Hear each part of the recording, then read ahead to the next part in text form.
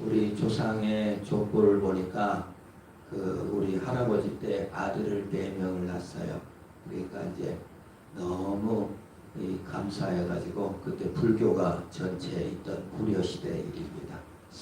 이렇게 아들을 많이 낳았는데 축복을 계속 유지해야 되겠다 해가지고 한 명을 절에다가 다 바쳤대요. 매 장자를. 그래서 우리는 계속 가문을 복받게 하기 위해서 절에다가 아들을 갖다 바치는 거예요. 중이 되게 하는 거예요. 불교가 목적이 아니라 내 가문의 유익을 위해서 그냥 자식 한 명을 절에다가 맡겼다. 그런 내용이 족보에 있는 것을 보고 참 우리나라 사람들은 종교가 중요한 게 아니고 자기 가문, 자기 종족이 중요하구나.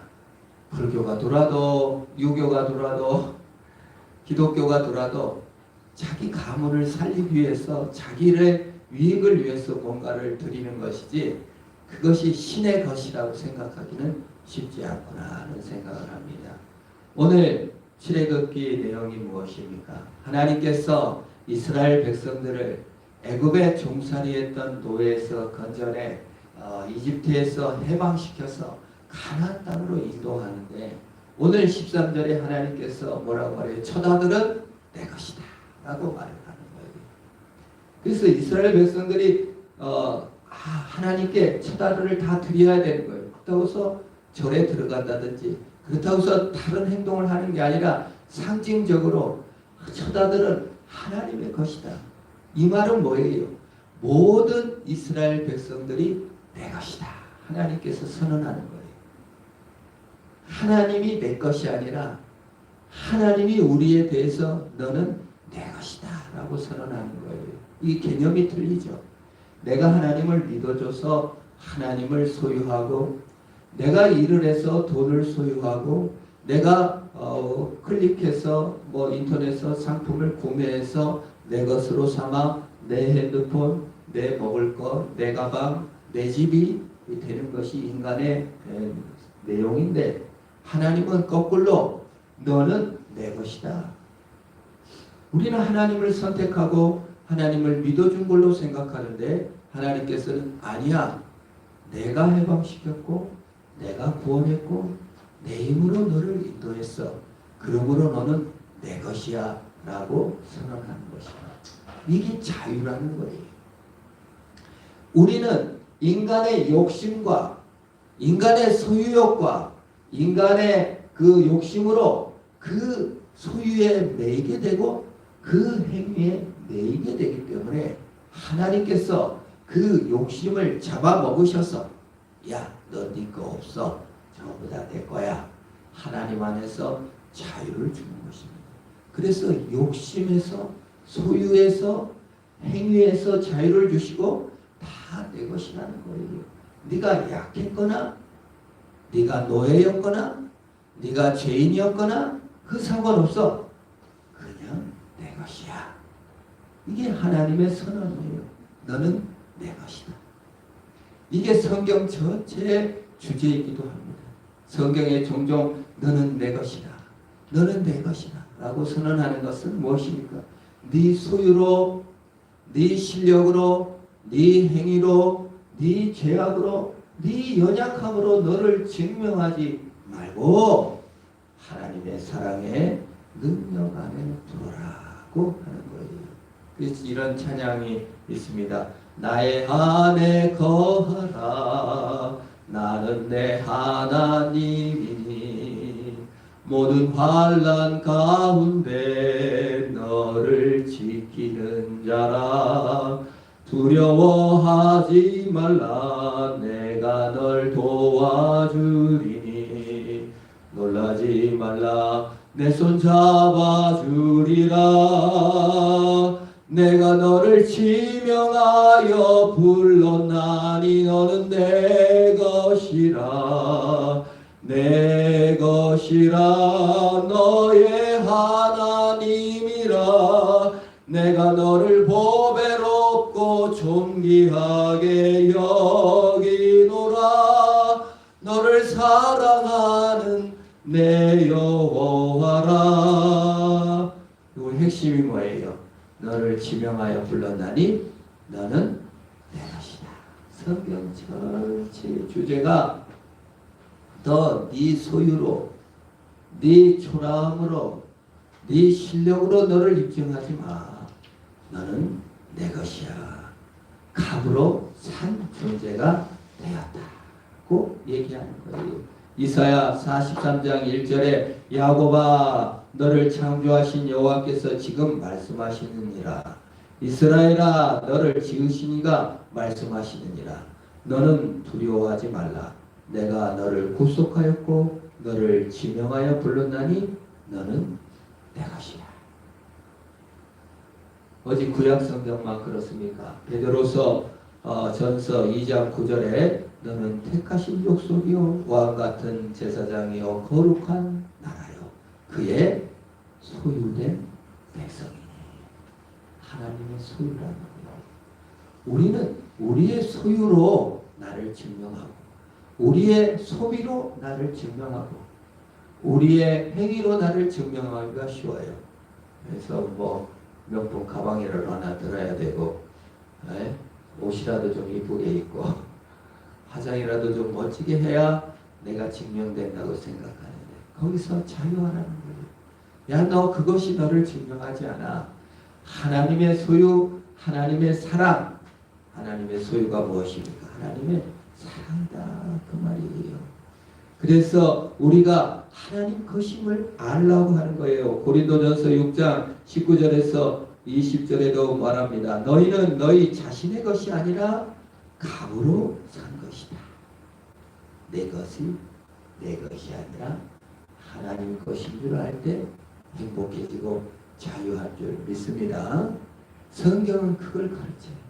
너는 네 것이 아니야. 하나님 것이야.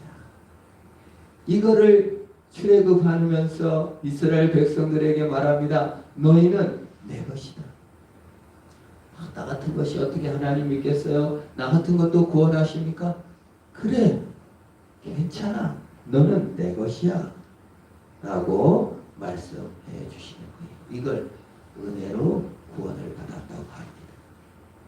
은혜로 구원받았다는 것은 참 두려운 일이에요. 첫 번째 해방이 뭡니까? 은혜로 구원받고 우리가 하나님 것임을 알 때 느끼는 거예요. 두려움이 없어져요. 야, 내가 못났는데 나 같은 거 구원받을까? 그런 두려움이 싹 사라지는 거예요. 하나님이 나를 자신의 소유 삼았구나. 나의 과거와 나의 행위와 나의 어떤 초라함에 근거하지 않고 나를 사랑해 주셨구나. 너는 내 것이라는 말에 큰 위로를 받아요. 근데 너는 내 것이라는 말 속에도 또 두려움이 있어요. 첫째는 두려움이 없어지는데 두 번째 두려움이 있는 거예요. 뭡니까? 내 것이 하나도 없다는 거예요. 하나님이 요구할 때 다 내놓을 수 있어야 된다는 거예요. 하나님께 순종할 때 전부 다 드릴 수 있다는 것이 믿음이요 자유라는 것입니다. 여러분 사실 죽음이라는 것도 그렇죠. 하나님이 다 가져가신데 갖고 있으면 뭐가 되겠습니까? 자유라는 게 뭡니까? 죽음으로부터 자유, 소유로부터 자유가 뭐예요? 내 것이 없어요. 하나님께서 요구하시면 하나님이 소유를 주장하시면 내놓을 수 있어야 된다는 거예요. 참 무서운 말인 것 같아요. 우리가 적당히 도덕적으로 좀 잘 살고 신앙생활 열심히 하면 구원받는다. 그렇게 생각하면 의외로 편해요. 하나님이 요구하신 것만 딱딱딱 해주면 되니까요. 가장 다루기 쉬운 선생님이 뭐예요? 원칙적인 선생님이죠. 그 원칙만 지켜내면 그냥 편해요. 오히려.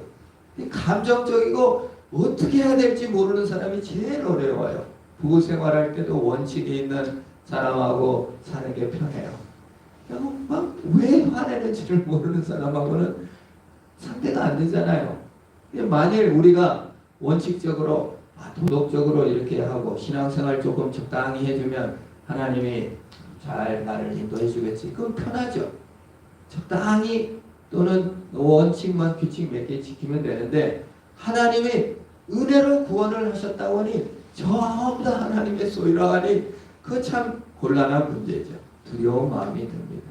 그러나 하나님을 사랑을 할 때 자유로운 것이죠. 하나님이 정말 나를 위해 모든 것을 내주셨다. 그래서 그걸 자유라고 합니다. 너 제발 욕심과 소유와 네 그 체면과 네 명예와 네 얼굴 그런 거에 더 이상 고민하지 마. 그래서 요한복음에 진리를 알지니 진리가 너희를 자유케 하리라. 요한복음 8장 이 32절이죠. 자유. 그 뭐예요? 너 소유, 욕심, 너 자신, 남이 남을 어떻게 볼까? 남이 나를 어떻게 볼까? 그런 거에 너무 그만 시달려. 괜찮아. 나의 소유야. 라고 말씀해 주십니다. 고린도후서 3장 17절도 주의 영이 계신 곳에는 뭐가 있다? 자유가 있느니라. 우리가 더 벌고자 하면 자유가 없어요. 더 쓰고자 하면 자유가 없어요. 잠시 쾌락은 있어요. 쓰는 재미, 먹는 재미, 가진 재미 얼마나 좋습니까? 집을 가져보세요. 얼마나 좋습니까? 넓은 곳으로 가면 참 좋고 그게 나쁜 건 아니에요.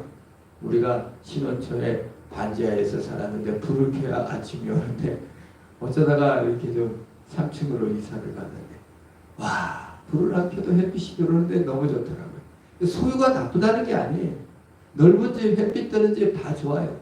모든 것이 그러나 하나님 것이라는 것을 알아야 된다는 겁니다.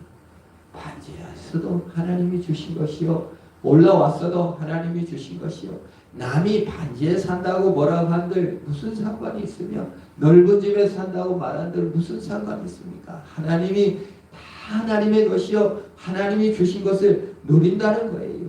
우리의 욕심으로 못 누리고 하나님이 주신 것을 누리는 것이에요. 하나님께서 요구하시면 다 드릴 수 있고 하나님이 부르시면 다 놓고 가야 돼요. 어렸을 때 땅 따먹기라는 놀이가 있어요. 내가 그거 여러분도 해보셨는지 모르지만 미사기 하나 주워가지고 이렇게 쳐서 막 이 땅 저 땅 막 서로 차지하려고 난리를 칩니다. 그러나 저녁이 돼서 태영아 밥 먹어라! 해짐토락에 부르면 그 땅 다 차지하고 서로 싸우고 욕하고 막 네 땅 내 땅 금을 밝았다 하지만 다 넣고 들어가야 돼요. 밥 먹으러. 우리 하나님께서 하나님의 소유를 부르십니다. 이제 그만 살고 올라가라. 우리는 다 놓고 가요. 그게 하나님의 소유라는 거예요. 이 땅에 너무 주심하지 말라는 것입니다. 그런 너는 내 것이다. 근데 내 것인 것을 잊어먹지 마. 그래서 유교병을 먹지 말고 무교병을 먹으라는 거예요. 그래서 유월절, 아비월, 무교별 다 같은 말이에요. 유월절에 어린 양도 잡아먹고 유교병을 안고 무교병을 해서 무교절. 유월절, 무교절. 똑같은 소리예요. 아비월, 푸른 이삭, 어린 이삭이라는 뜻입니다. 그걸 새해 첫 달로 삼았어요. 유대인들의 달력은 1월이 첫 달이 아니라 3, 4월이 첫 달이에요. 유교절, 유월절이 시작하는. 그러니까 유월절 어린 양을 잡아먹을 때 그 비슷한 때 부활절이 있잖아요. 4월 20일 날이 올해는 부활절인데 이게 그때 새해 첫 해 구원받은 은혜 하나님의 소유된 그것이니 이제 더 이상 유교병 세상의 곰팡이 세상의 누룩 그거 그만 먹고 뭘 먹어라? 무교병을 먹어라고 말씀하십니다. 예수를 먹어라 그 말이에요. 세상 문화와 세상 지식만 채우지 말고 그게 나쁘다는 게 아니에요. 다 하나님이 주신 거예요. 이를 하나님이 주신 선물입니다. 그걸 통해서 하나님께 영광을 돌려야 돼요. 그러나 여전히 그것만 먹지 말고 하나님의 입에서 나오는 말씀을 먹으라고 말하는 거예요. 마태복음 26장 26절에 떡을 떼고 축복하여 가라사대 받아 먹으라. 이것은 뭐예요? 내 몸이니라. 예수의 몸을 먹어라. 너희는 내 소유인데 그 소유됨을 계속 유지하고 예수님의 몸으로 예수님의 살로 예수님의 말씀으로 살라 그 말이에요. 인간의 문명으로만 살지 말고 예수 능력으로 살아라. 요한복음 6장 35절에 나는 생명의 떡이니 나를 먹는 자는 결코 줄이지 아니할 것이다. 영원히 목마르지 아니할 것이다 라고 말씀하신 거예요. 생명의 떡이래요. 유교병이 아니라 무교병 예수님이시. 예수님이 우리를 자신의 소유 삼으셨는데 예수님은 자신의 모든 것을 우리에게 주심으로 말미암아 영원한 생명이 우리한테 있게 하셨다는 거예요. 고린도후서 5장 7절에 이걸 참 재밌게 표현했어요. 죽을 것이 생명에 삼킨 바 된다. 재밌잖아요. 우리가 생명을 잃었다. 죽음이 생명을 삼켜버렸어요. 라고 말하기가 쉽습니다. 죽음을 보니까 그래요. 죽음이 생명을 삼키는 거예요. 근데 성경은 거꾸로 표현했어요. 죽은 것이 뭐에 삼켰대요? 생명이 삼켰다. 예수 생명이, 예수님의 영생이 죽음을 잡아먹어버렸다. 그 말이에요. 우리가 죽을 운명이요, 우리가 파괴될 운명이지만 예수 생명, 예수 권능이 우리를 꿀꺽 삼켜서 예수 안에 능력이 되고 생명이 되고 권세가 되는 능력을 가졌다. 이걸 보면서 센과 치로의 행방불명이라는 만화 영화가 생각났어요. 가오나시가 뭐예요? 사금을 만들어주면서 탐욕과 욕심을 이끈 사람들을 다 잡아먹어 꿀꺽꿀꺽 다 보셨는지 모르겠어요. 검은 그림자, 얼굴 없는 검은 그림자가 탐욕의 욕심들이 우리를 꿀꺽꿀꺽 다 삼켜버려요. 생명 없는 사금, 가짜금, 거기에 속아서 꿀꺽꿀꺽 죽음이 우리를 꿀꺽꿀꺽, 죽음이 진실인 줄 알아요. 죽음의 그림자가 진실인 것처럼 우리를 죽음이 다 잡아먹은 것 같아요. 근데 거꾸로 그 가오나시가 그 흙 같은 거 먹고 흙을 먹고 오물을 다 터요. 생명이 죽음을 삼키는 거예요. 우리는 죽음이 모든 것을 끝나고 삼키는 걸로 생각하지만 생명 대신 예수께서 죽음을 꿀꺽 삼킨 것이 바로 무교병의 의미요. 너는 내 것이라는 의미입니다. 우리는 예수 떡, 예수의 빵, 예수 생명을 먹음으로 우리의 탐욕과 죽음과 죄악이 다 토하져나 새 생명으로 거듭나는 역사가 우리 안에 있는 것입니다. 그래서 고린도 전서 11장 24절에서도 내 몸이니 이것을 행하여 나를 기념하라. 유월절을 기념하라는 거예요. 무교봉을 먹고 떡을 먹고 그 생명을 먹어 우리의 탐욕과 죄악과 내 소유로 하는 모든 것이 토해져 하나님의 영광을 보게 된다. 이게 예수님의 뜻입니다. 그래서 기념하라, 기억하라. 예수를 기억하라. 예수의 소유인 것을 기억하라. 예수의 생명인 것을 기억하라. 잊어버리니까요. 우리는 자꾸 잊어버려요. 그러나 죽음은 안 잊어버리죠. 우리는 늘 잊어버려요. 예수의 소유인 것도 잊어버리고 예수님의 사랑도 잊어버리고 예수님의 은혜도 잊어버리고 내 것인 줄 알고 내 것인 줄 알고 내 능력으로 사는 걸로 자꾸 사니까 잊어먹지 마라. 그러니 계속 유월절을 지키고 무교병을 먹어라. 그것도 한 끼만 먹지 말고 7일 동안 그냥 7일 동안 계속 먹으면서 해년마다 먹으면서 주님 생명으로 살아야 되는 것을 알아라. 그것이 새해의 시작이다. 너의 시작이다. 그래서 4절에 아비멀 이날에 너희가 나왔으니 새해를 주는 거예요. 우리가 예수로 거듭나면 그때부터 한 살이죠. 예수 거듭난 생. 어떤 사람에게 당신은 무슨 띠입니까? 그래 물어봤더니 예수 띠입니다. 12간지 띠가 어디 있어요? 내가 왜 쥐띠고 소띠입니까? 나는 예수로 태어났으니 예수띠입니다. 맞는 말이라는 생각을 했어요.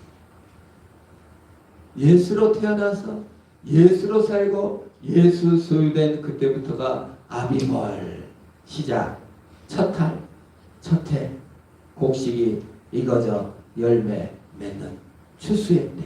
아비멀은 추수의 때시라는 거예요. 추수, 곡식이 익었다라는 뜻입니다. 예수의 소유가 됐다는 것은 예수님께 추수되었다는 뜻이에요. 예수님이 수확하고야 말겠다는 뜻이에요.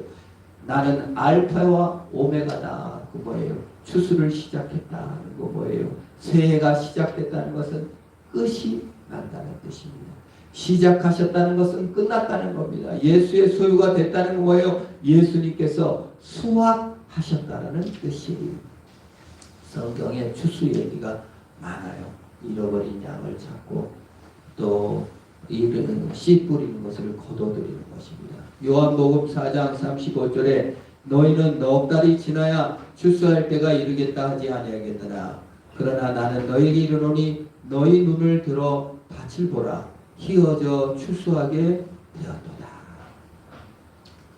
추수를 생각할 때마다 이 말씀이 생각나는데요. 저는 이 말씀이 이해가 안 가요.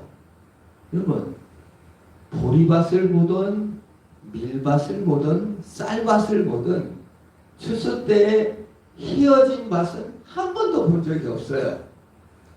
추수는 밭이 어떻게 돼요? 황금색이에요. 황금색이라고 표현하지, 야, 추수할 때가 돼서 희어졌네. 이런 말은 없어요. 이런 곡식은 하나도 없어요. 추수해서 희어진 것은 목화 손밖에 없어요. 이스라엘 민족이 예수님께서 지금 무슨 말씀을 하고 계시는 거예요? 추수할 때가 되어 희어졌으니 목화를 따라는 얘기입니까? 목화는 봄에 안 따요. 이 때는 지금 아비멀 때를 말하는 거예요. 봄에는 뭘 맵니까? 뭘 추수합니까? 보리와 밀을 추수합니다. 보리와 밀이 희어진 때는 언제입니까? 곡식 방아를 쪄가지고 이렇게 빻아야만 하얘지는 것이 추수의 결과예요. 근데 예수님께서 아니 밭을 보래요. 밭이 희어졌대요. 저는 이게 참 여러 가지로 이해가 안 가는데 우리 전북 순창에 백산이라는 데가 있어요. 흰산이래요. 그래서 내가 연원을 따져는 걸 좋아하는데 아니 왜 백산이에요? 어머니 모르대. 나중에 알고 봤더니 동학혁명 때. 동학혁명 때 농민들이 평등, 자유, 외세 침략 받지 말아라. 고종황제가 또 청나라를 시켜가지고 동학혁명들 불러오는 바람에 일본이 또 쳐들어와서 외세에 의존하지 말라라는데 조정이 나라가 우리 국민의 혁명을 외국 세력에 의해 잡아라 죽이려고 했던 고종황제의 무능을 보게 되는. 근데 왜 백산이냐? 흰 옷 입은 농민들이 평등과 자유를 위해서 싸우러 산에 올라갔는데 그게 흰게 보인 거예요. 흰 옷을 입고 하니까. 그래서 백산인 거예요. 그래서 동학혁명 유명한 말이 있잖아요. 서면 백산, 앉으면 죽산. 무기가 없어가지고 대나무로 혁명을 일으키려 했어요. 그게 그 말이에요. 저는 이 말에 힌트를 얻었어요. 아, 추수할 일꾼들이 그냥 옷을 입고 밭에 막 들어가가지고 막 추수하겠다고. 지금이야 콤바인이 척척척척척 추수하지만 옛날에 밀 보리 베려면 그냥 처음 다 밭에 들어가서 이렇게 낫으로 다 매야 돼요. 얼마나 많이 그 추수하러 들어갔던지 사람들이 들어갔던지 희어졌다. 그리고 이걸 빻아서 희게 된 것처럼 밀이 추수가 되어 빵이 되어 열매 맺힐 정도로 우리가 희어졌다라고 뜻이 아닌가. 제가 이 부분에 대해서 난제 해설이라 해서 각종 책을 받아도 이 얘기가 별로 안 나와 있어요. 휘어졌다라는 것을 설명하지 않아요. 그냥 추수할 때가 돼서 휘어졌다. 근데 농민으로서는 농민의 아들로서는 다시 휘어진 적을 본 적이 없는 거예요. 추수했다. 일꾼이 들어갔어. 거뒀다. 그 무슨 말입니까? 많은 사람들이 예수 생명을 기다리고 많은 사람이 추수하러 간다는 거예요. 우리도 다 추수하러 간다는 거예요. 동학혁명이 일어날 때 평등한 세상을 위하여 농민들이 일어나 흰옷을 입고 나가 추수하러 가듯 혁명도 그렇듯이 우리가 예수 생명, 예수 능력이 전해질 때 휘어졌다. 아비머리 시작됐다. 이제 6월절이 시작됐다. 하나님의 일이 시작됐다. 너희도 같이 가자. 행진하자. 추수하러 나가자. 하나님의 영광에 들어가고 전도의 능력에 들어가자라는 거예요. 어찌 가만히 있느냐? 같이 가서 추수하자라는 거예요. 어찌 가만히 있냐? 추수했으면 찧어서 귀게 만들어 빵을 만들어 먹어라. 그 말이 두 가지 의미가 있다고 생각해요. 추수하러 가듯이 우리가 전도하러 가자. 하나님의 생명 아니고는 구원의 길이 없다. 추수하여 거둬들여야만 내 것이 되고 빻아서 뭐예요? 해 먹어야만 음식이 되는 겁니다. 지금이야 막살이 척척 나오고 밀가루도 하얀색으로 척척 나오지만은 옛날에 우리 고모님이 엄청 시골을 시집 가셨는데 제가 그 조카 사촌이 저랑 동갑이어가지고 자주 놀러가요. 얼마나 시골인지 방앗간이 너무 멀어서 거기 가면 이 절구통에다가 쌀을 쪄가지고 까물러서 밥을 해주는 거예요. 얼마나 고생스러운지.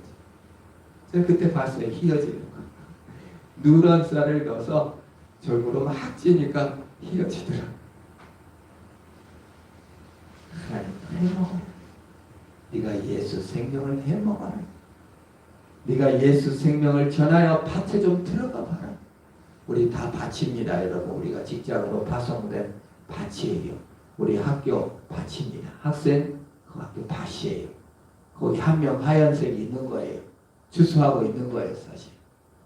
그 공부하려고 이용하는 것이 아니라 하나님이 추수터로 보낸 거예요. 우리 가정 추수터예요, 사실.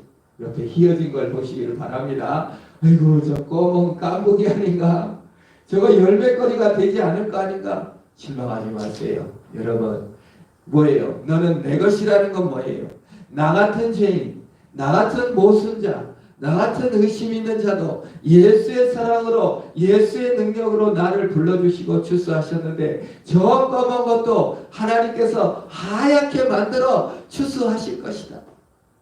그런 말씀인 줄 믿으시기를 바랍니다. 제가 예수 믿은 게 고등학교 중학교 때 최건희 선생님이라고 이분은 학교 선생님으로 부임했는데 이게 추수지로 생각을 한 거예요. 휘어져 이 검은 학생들을 다 희게 만들리라. 아침 저녁으로 복음을 전하고 교금 선생님한테 불려가가지고 욕도 많이 먹었어요. 끝까지 그 수모를 당하면서도 복음을 전해가지고 1년 내내 하는 거예요. 수학여행을 갔는데 중학교 때 이제 차만 타고 된 기억밖에 없는데 차에서 그냥 그때는 안내양도 따라왔어요. 차에서 그냥 하루에 종일 성경 얘기만 하는 거예요. 그때 그 안내양이 끝나는 날 무릎을 꿇으면서 펑펑 울면서 저도 어렸을 때 주일학교 다녔는데 이제 예수 다시 믿겠어요. 그런 역사도 나타났었어요. 그냥 그 추수지로 한 거죠. 우리가 사는 모든 것, 우리가 가는 모든 곳이 사실은 추수지입니다. 앉으면 죽산, 서면 백산. 내가 선 곳이 바로 휘어져 있는 그곳이구나. 내가 이 사람들을 깐부기로 보지 않고 하나님의 추수할 사람들로 보고 기도하는 거예요. 하나님께 나 같은 것도 주님의 소유 삼아 주셨는데 저 사람도 주의 소유 삼아 주시옵소서. 기도하고 섬기는 것입니다. 우리 4월 20일 부활절에 상관없어요. 안 나오면 어떻습니까? 선물인데 믿음은 선물이에요. 선물인 것을 내가 깨달았을 뿐이에요. 먼저 의로움이 없어요.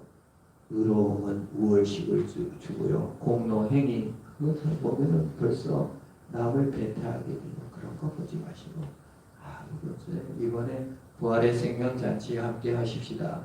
옆에 까보기 아닌 너는 곤란해야 돼. 너는 안 돼. 다 돼도 너는 예수 안 믿을 거야. 그런 사람은 없어요. 주님이 과거와 공로와 행적을 떠나 우리를 사랑하시니 우리의 주수지에 엎드려서 서면 백살, 우리의 삶들, 우리의 일터를 통하여 또 가정을 통하여 하나님께 영광을 돌리며 주께 나가는 저와 여러분 되기를 축원합니다. 기도하겠습니다. 하나님 감사합니다. 너는 내 것이야. 네가 잘났거나 못났거나 연약하거나 강하거나 너는 내 것이야. 주님의 소유 삼으신 것을 감사합니다. 그 영원한 주의 사랑 안에 이제 일꾼으로 부름받아 주수지에 나가게 하시었고 아비모를 지키고 시작하신 하나님의 발걸음에 발을 맞춰 함께 걸어가며 주께 영광을 돌리는 우리 모두가 되게 하옵소서. 예수님의 이름으로 기도합니다. 아멘.